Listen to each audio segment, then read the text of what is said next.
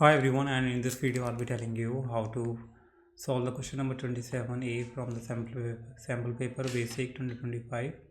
Find the ratio in which the y-axis divides the line segment joining the point 4 and -5, -1 and 2, and find the point of the intersection as well. So basically इसका मतलब क्या है कि एक line है, ठीक है, और उसको वाई एक्सिस का एक पॉइंट या वाई एक्सिस है वो इंटरसेक्ट करता है एक पॉइंट पे, ठीक है। तो वाई एक्सिस अगर पॉइंट पे इंटरसेक्ट करता है किसी किसी एक लाइन सेगमेंट को इंटरसेक्ट करता है तो इसके कोऑर्डिनेट क्या होंगे। तो वाई एक्सिस के कोऑर्डिनेट क्या होते हैं हमारे 0 एंड वाई समथिंग, यानी कि वाई की वैल्यू होगी लेकिन ज़ीरो हमारा एक्स जो होगा हमारा वो ज़ीरो होगा, ठीक है। वाई एक्सिस पे याद रखना, तो ये वाई एक्सिस होता है, इस पर हमारी एक्स की वैल्यू ज़ीरो होती है, ठीक है।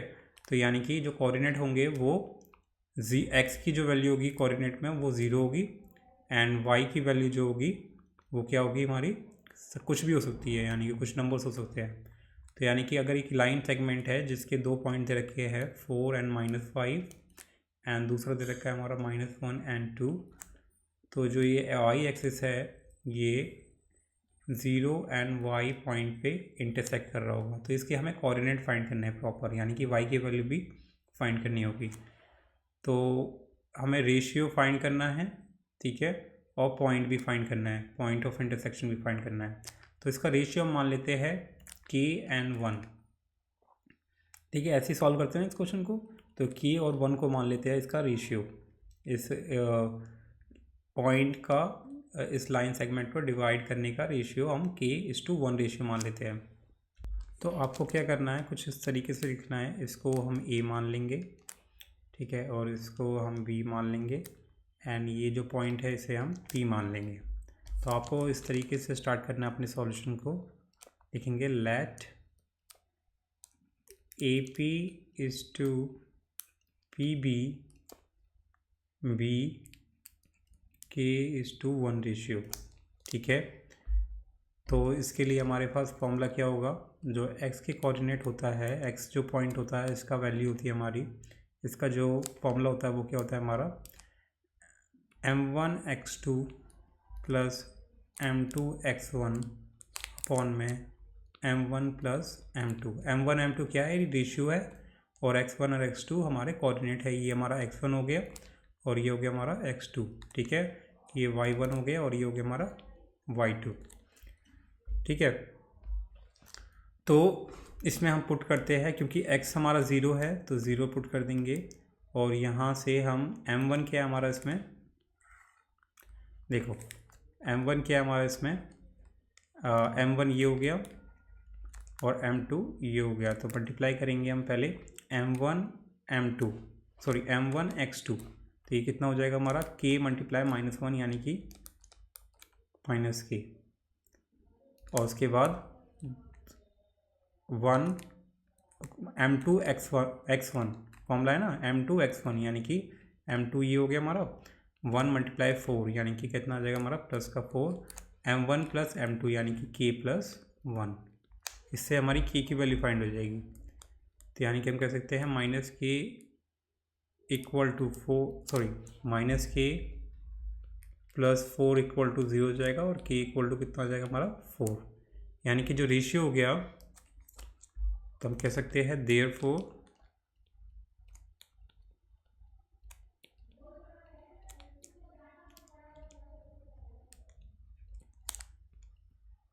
रिक्वायर्ड जो रेशियो है वो क्या हो गया हमारा 4:1।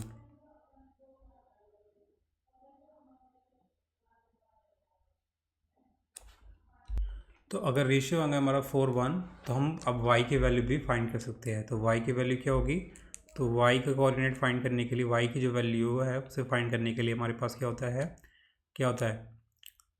m2 y1 plus m1 y2 upon में divided by m1 plus m2। यही होता है ना फॉर्मूला y के लिए, x के लिए ये होता है, y के लिए ये होता है। ये कोऑर्डिनेट होते हैं हमारे जो पॉइंट डिवाइड कर रहा है इस लाइन सेगमेंट को, ठीक है। तो m2 क्या हो गया हमारा, m2 हो गया ये, और x1 हो गया m1 हो गया हमारा ये m1 m2। तो उस तरीके से आपको पुट करना है। तो कोऑर्डिनेट क्या है हमारे, जिसे मैं यहाँ भी फाइंड कर सकता था। तो यानी कि y के कोऑर्डिनेट क्या होंगे हमारे m2 y1, तो यानी कि -5, तो ये हो जाएगा हमारा। तो क्या फॉर्मूला था हमारा, m2 y1 या m1 y2, आगे पीछे कर सकते हैं, ठीक है। तो m2 y1 plus m1 y2 यानी कि कितना है 4, कि हमारा कितना निकला है 4 एंड ये 1 निकला है ना, तो 4 मल्टीप्लाई 2 यानी कि कितना हो जाएगा हमारा 8 अपॉन में k प्लस 1 यानी कि 4 प्लस 1, तो ये आ गया हमारा कितना 3 अपॉन में 5। तो यानी कि x तो हमारा तो 0 था, लेकिन जो y था वो हमारा कितना है 3 अपॉन में 5। तो यानी कि हम कह सकते हैं पॉइंट जो पॉइंट ऑफ वो है हमारे इंटरसेक्शन, वो क्या हो गया हमारा 0 3 अपॉन में 5। Hence point of intersection